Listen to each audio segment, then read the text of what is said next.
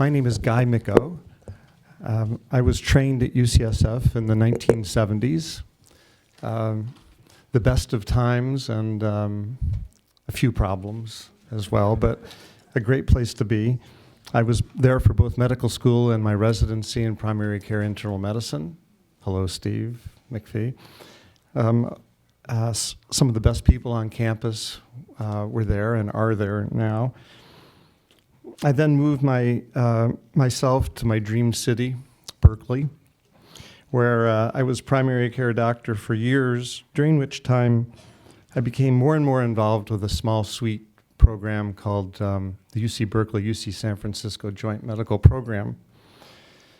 I am not, as the handout has it, the co-director of that organization, but I am the co-director of the program, a small program for the medical humanities at UC Berkeley. That's probably where the co-director thing came from.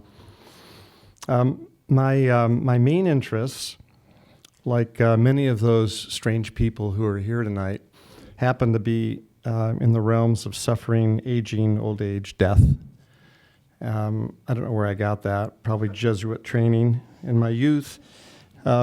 I've been learning and experiencing and teaching in those realms for a very long time. And perhaps significantly, it was in 2001 that I developed, or whatever the proper term is for that, I hadn't actually thought of that, acute leukemia. So I had my very personal close call, as in safe for now,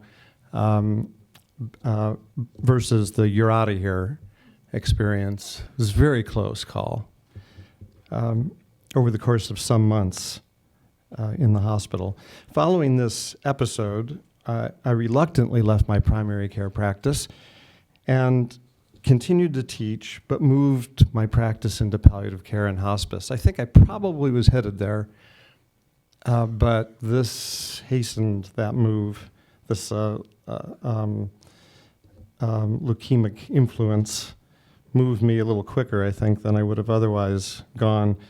In any event, now I'm a hospice physician, and I continue to teach in Berkeley. Now at the end of the semester, we just finished last day of a death course that I teach.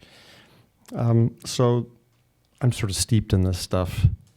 But about poetry, I am not a poet yet. I think next life, if I can do it with rock and roll, there's a prayer, perhaps. But probably like most of you, I enjoy reading a good poem. Or maybe better, having it read aloud to me. Occasionally, I find great pleasure, though, in rereading, sometimes many times, a particularly good poem. Though, again, I'm not steeped in poetry. I do, and as terrible as it felt to write this line, I do use poems frequently in teaching. I don't like the instrumental thing about using poetry, but there you have it. I do not, however, bring them into my practice. I haven't felt I've had the discernment or courage that it might take to do so, though I know practitioners who have that discernment and courage. One preceded me, Tova, and one will follow me, Steve McPhee. I just have not as yet felt comfortable bringing poetry to the bedside. On the other hand, when I was very sick in 2001, two of my patients brought me poems. One poem was Czesław Miłosz's On Prayer. It arrived in a card one day while I was in reverse isolation on the cancer ward at the hospital, waiting to see what was going to happen with me or to me next. I've read it over and over again then and many times since then. I think a really fine poem seems just to keep on going, giving more and sometimes different pleasures and meanings over time with different readings and different readers. Sometimes I feel the meaning of this particular Miłosz poem, or perhaps I should say a meaning arises in it, or as some are wont to say, I make meaning with it.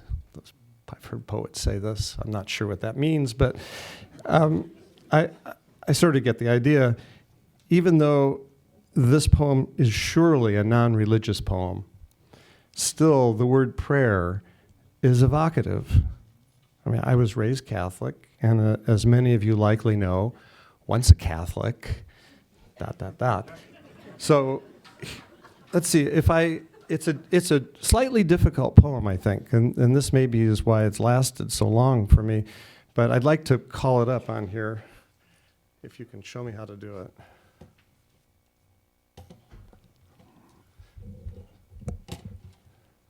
Oh, great. So it should be, if we go to date modified, it should be the first. And we'll just, this, great. Maybe great. There we are, I think. So this should get, okay. So, on prayer. You asked me how to pray to one who is not. All I know is that prayer constructs a velvet bridge, and walking it we are aloft, as on a springboard, above landscapes the color of bright gold, transformed by a magic stopping of the sun. The bridge leads to the shore of reversal, where everything is just the opposite, and the word is unveils a meaning we hardly envisioned. Notice, I say we. There, everyone separately feels compassion for others entangled in the flesh, and knows if there is no other shore, we will walk that aerial bridge all the same. Prayer constructs a velvet bridge, and walking it we are aloft, as on a springboard.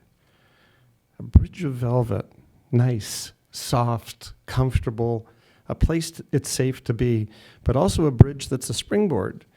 I like to look up regular, ordinary words in the OED or Webster's Second to find out what on earth they mean. Springboard, a thing that lends impetus or assistance to a particular action or enterprise. So prayer assists us in going from where we are to where we want to go, maybe. A place of reversal where everything is just the opposite. Is Milosz's poem asking us to consider a prayer for what isn't, or even what cannot be? Prayer for a cure, say, such as the opposite of the disease that is now, health, perhaps. But also on this other shore of reversal, the word is unveils a meaning hardly envisioned. So maybe, if and when we get there, the other shore, we find a surprise meaning. It's not exactly what we thought it would be. What we get is perhaps even better, but certainly different.